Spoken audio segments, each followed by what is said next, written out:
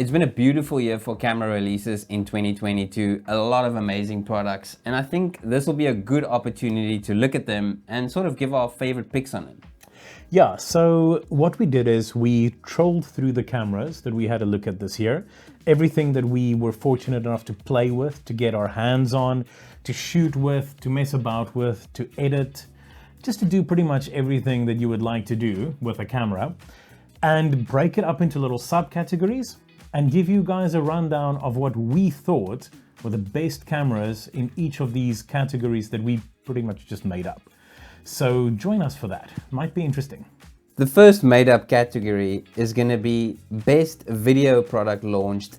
That's going to be aimed at the cinematographers out there. Yeah, so we were going to call it the cinema category, but though these cameras all have cinema in their name, you know, when we think about cinema, it's more like REs, Reds, that kind of thing. So we've got three cameras over here. Okay, we have the Sony FX30, the Canon R5C, and the Blackmagic Pocket Cinema Camera 6K Pro. G2. No. It's not a G2. Let's say G2 will be box. No, not the Pro. The normal one is a G2. Okay. And the Blackmagic Pocket Cinema Camera 6K Pro. Now, we had a chance to shoot with all of these cameras, and I'm just going to cut straight to the chase here. All of our favorite one out of the three is the Sony FX30. Yeah, that's for sure taking first place. I think when Sony kind of launched it, we were both like really excited to play with it. Yeah. And it kind of revolutionized like the cinema game in sort of a more cost-effective bracket. So that opened up the market a lot for Sony. Yeah, absolutely. Couple that with an amazing body. The footage that comes out of it is crisp and clean. It looks good. It's easy to edit. The dynamic range out of it is amazing. The lenses that's compatible with it. Just, I mean, everything about it. The top handle that's included in there. It's kind of the perfect little cinema camera, as Sony likes to refer to it. Like, it really is amazing. Like, it's so amazing that I have one on order from Sony because I want one and I need one, and I don't think I can live without it. If we look at the other two options that we have here though, the R5C, no slouch either. Yeah, the R5C was a definite game changer. I think when the R5 came out, there was some issues, so especially with the heat. That was like the biggest elephant in the room when they launched that product. And the R5C was kind of like a solution to their problems. Yeah, so pretty much an R5 with a lot of extra video features literally slapped onto the back of it, including a fan for cooling.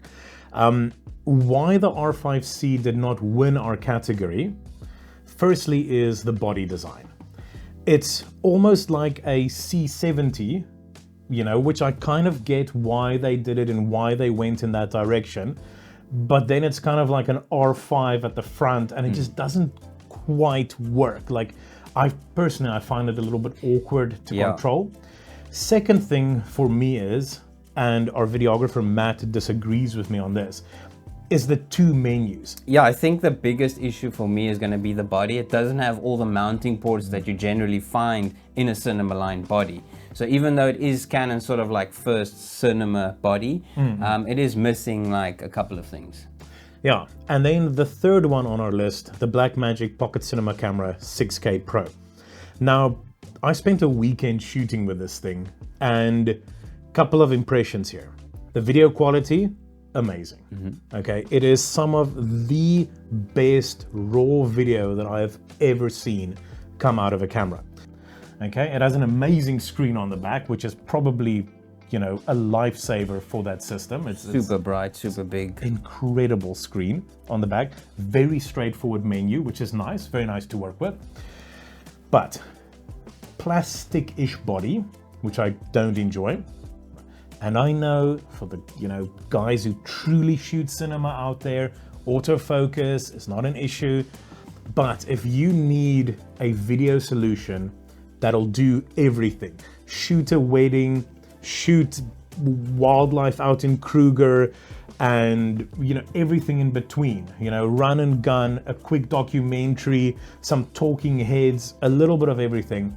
Not having autofocus is just not feasible in 2022.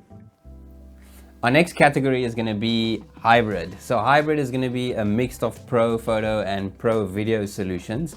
Now, first up, when I think about a hybrid, there's a couple of brands that stick out and a couple of models, but the R6 Mark II for me was probably the best release in a hybrid solution for 2022.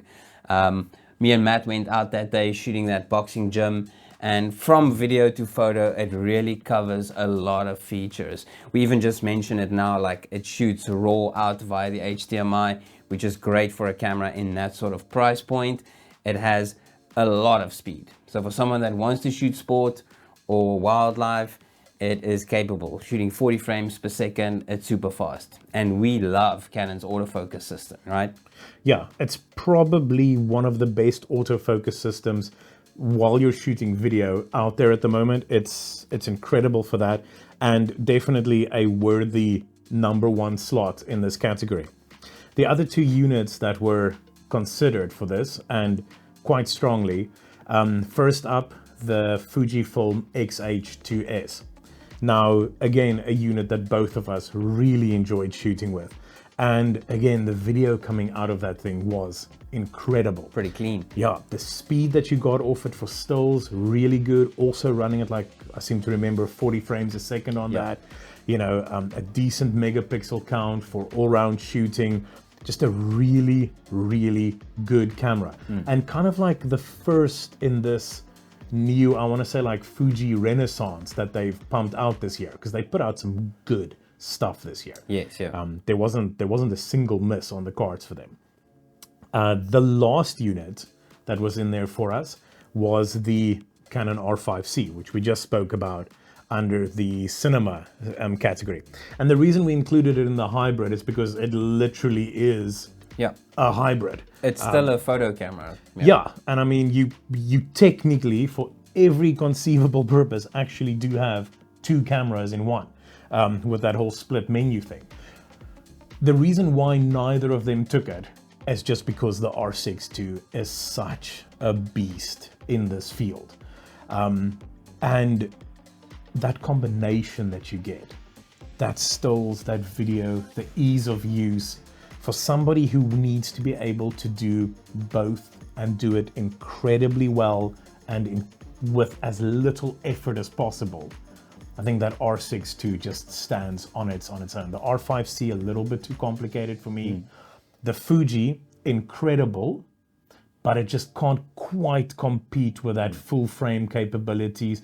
Yes, it is a lot more affordable, so that is something to consider. Sure. But that full frame capability of the R6 II, I think, just pushes it a little bit over the top for me. And I think the Fuji, if you do compare it to the Canon, also doesn't have that snappy, incredibly fast, accurate autofocus system. That is true, but they are making it a lot better. Yeah, you know, with updates. Oh, yeah, it really is getting there. We love some Fuji updates. They're always bringing out those firmware updates. All the time. Yeah. But as it stands right now, R6 II. Now, since we've spoken about video, good idea to talk about some stills. So specifically, cameras released for photographic applications. And because we are in South Africa, arguably the most important category, wildlife, with a close second, sport. Yeah. So for this category, there was a couple of options this year, but the big two was the all-new Canon EOS R7 and the Nikon Z9. Now, we're including the Z9. We know it was technically released in 2021, but it's been so difficult to get hold of those, and stocks only kind of become readily available in 2022 that we are making it an honorary 2022 release. Yeah, we actually finally have Z9 stock on the shelf, so someone can like walk in and just buy it. And that's great, because it was one of those cameras that every single Nikon wildlife and sport guy wanted to buy, and they just couldn't supply. So there was such a shortage on stock.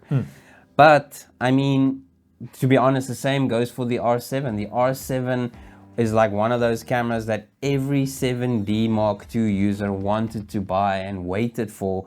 And there was rumors for how long? I think the rumor was like a year and a half or something, right? Yeah, no, it was an incredibly long time. Yeah. And everybody kept asking, when is that 7D replacement coming?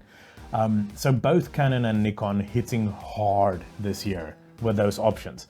And we've been going back and forth which one should win, you know, our Wildlife and Action Award this year. And we kind of differ on it, because for me, it's the R7. Yeah, and I mean, if I really had to choose one, I'm gonna be honest, we just had a discussion off camera.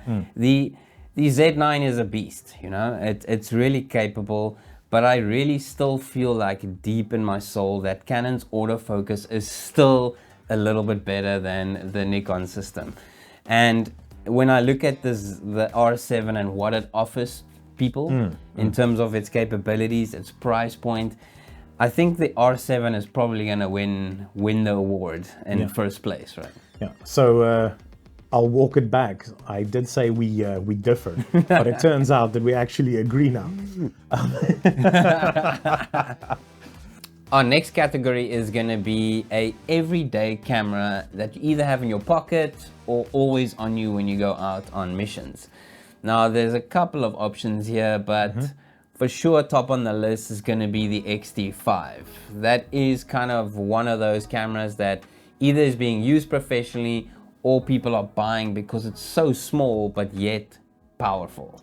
Yeah. Now, again, let us just say, because we know that it's a sore subject, the X-T5 is definitely a professional, capable camera.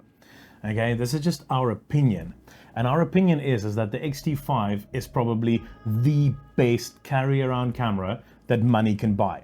The photo quality out of it, phenomenal. Amazing. The autofocus, excellent. The video quality, more than good enough. It's small, it's compact, it's lightweight. The lenses that you can pair with it are small, compact, lightweight, and incredible quality as well. The film simulation in there, phenomenal. So easy to shoot. No need to really dig very deep into RAW and all of that kind of thing. But if you want, again, it's great. It does the job. It's excellent. And as I said in my X-T5 review, it is 100% my choice as an everyday carry around camera. For I me, would have it's one of those now. Also the shooting experience the camera gives you. When controlling your aperture and your shutter speed with dials, it just makes you feel like you're a real photographer. Yeah, it makes you feel like you're out there doing photography. Exactly. Which is just, it's such a good little camera. Such a good camera. Now, second place for me, and I'm not sure if you agree with this, this is kind of a product that's been all over social media, and the type of content people have been shooting with this is quite interesting. It's the Insta360 X3. It's very small, pocketable, but yet powerful with 360 video content that's becoming extremely popular on social media.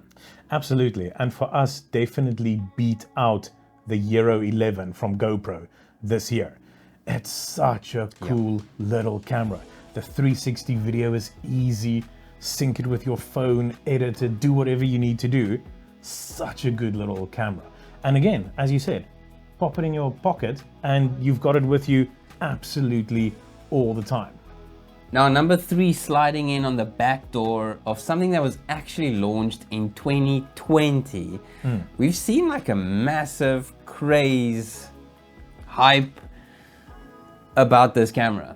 Yeah. And I'm not sure exactly what happened in the magical world of the internet, but there seems to be huge demand again for this guy that was launched in 2020. Yeah, and it can pretty much only be the Fujifilm X100V. Now, if you hop on YouTube right now, every single camera reviewer out there released a video in the last 6 months saying that this is the best camera that has ever been made. And I mean, they're probably not far off. It's an incredible camera. But it almost feels like it's a new release, the way people have been clamoring for this thing. And yet it's not. And that's why it's coming in at number 3, because you know, it'd be a bit on the nose to make a camera from 2020 our top pick for 2022.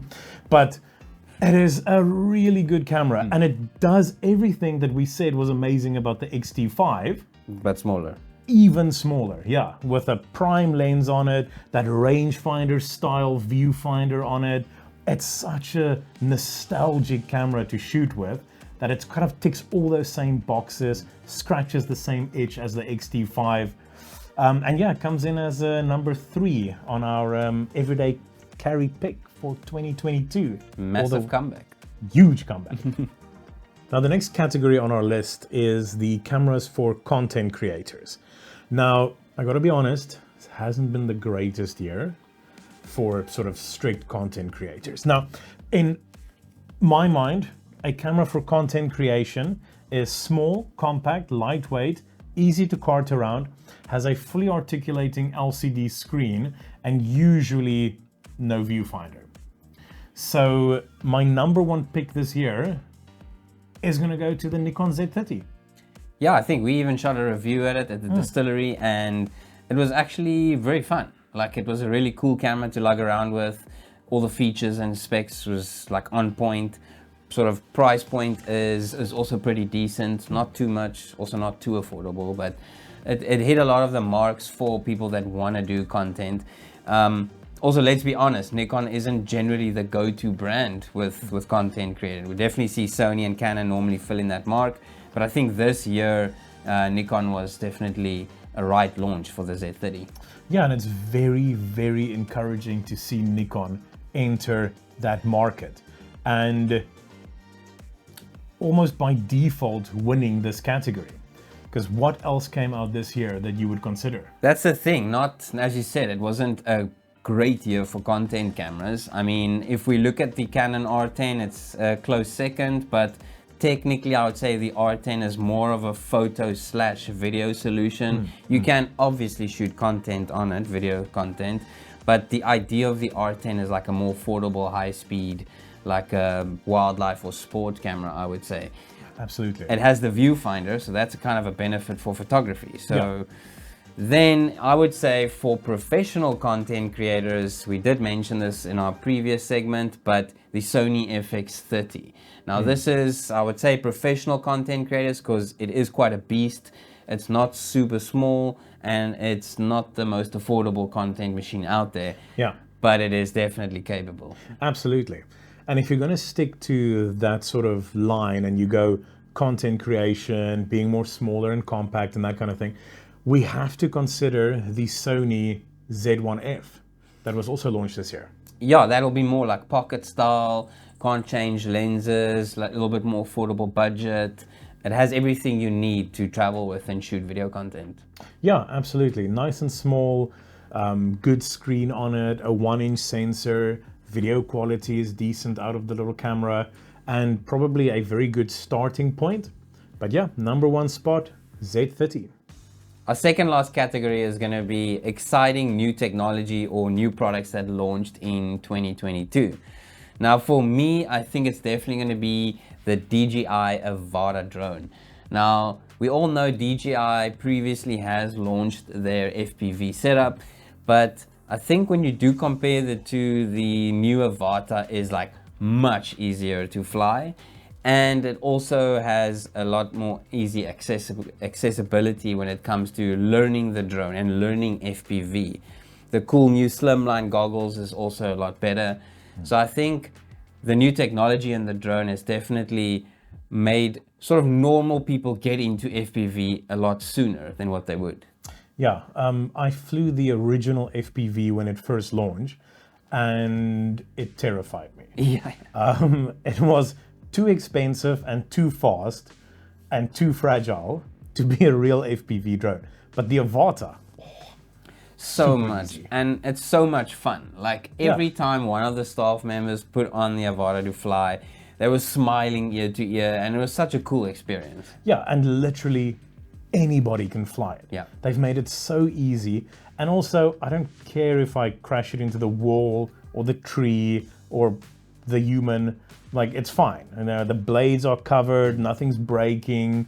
It's a lot easier and more affordable to fix than the original DJI FPV. Yeah, that's an incredible unit, but I don't think it's the best new tech that launched. For me, it's going to have to be the AI autofocus system in the Sony A7R5. Now, when I used that, it absolutely blew me away. Like, yeah, they put in the insect tracking, which is really cool, you know, kind of pointless in the grand scheme of things, but really cool nonetheless.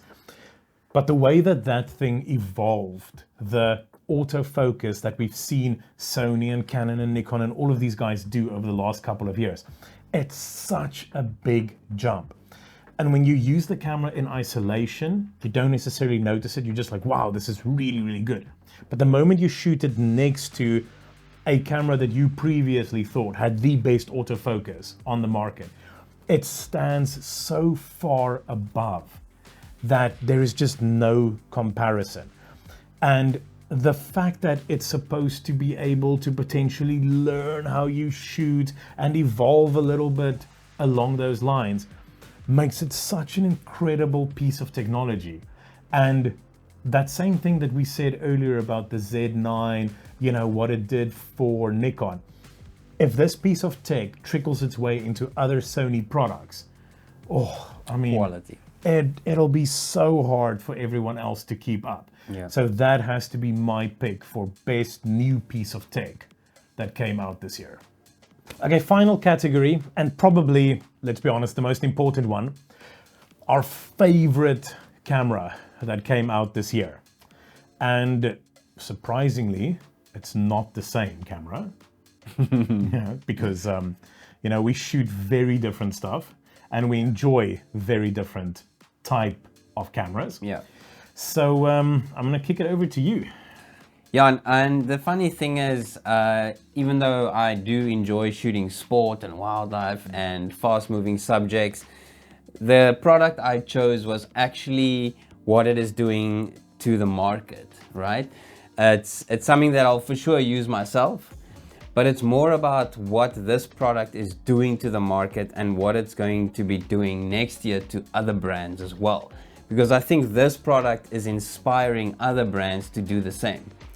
And the main reason I'm choosing this product as well is because I love when a brand brings out a product with a lot of professional features and it comes in at a much lower cost or lower price bracket, because that enables younger people or more affordable budget clients to go for this product but still get professional content, photo, video, etc. out of it.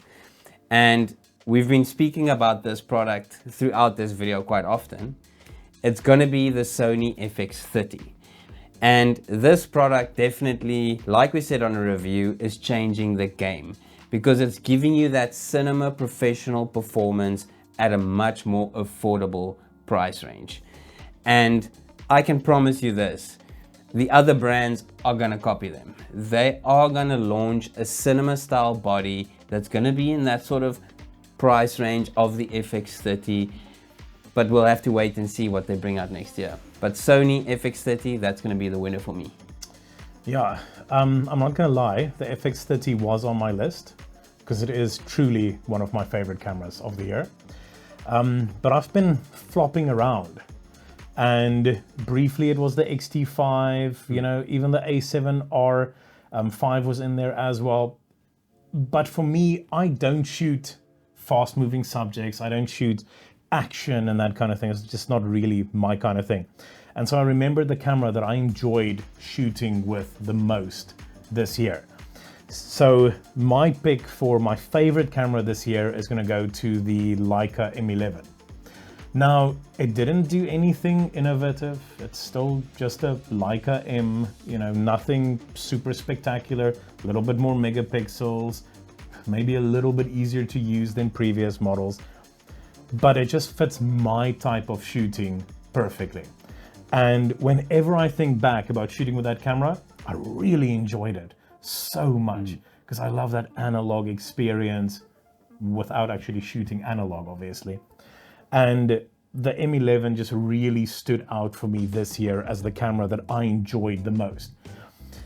So that's going to be my pick for my favorite camera of the year. Didn't win any categories. Yeah. But it won the category in my heart. Yeah. That emotion that it brings up. Yeah, the emotional category. Yeah.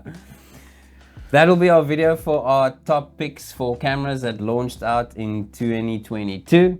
We hope you guys enjoyed it. Remember to drop the like on the video. Yeah, and if you guys enjoy the content we put out, please consider subscribing to our channel. It really helps us out a lot. Hit the like button, drop us a comment if there's anything we missed, or tell us what your favorite camera is of the year. And until next time, guys, cheers.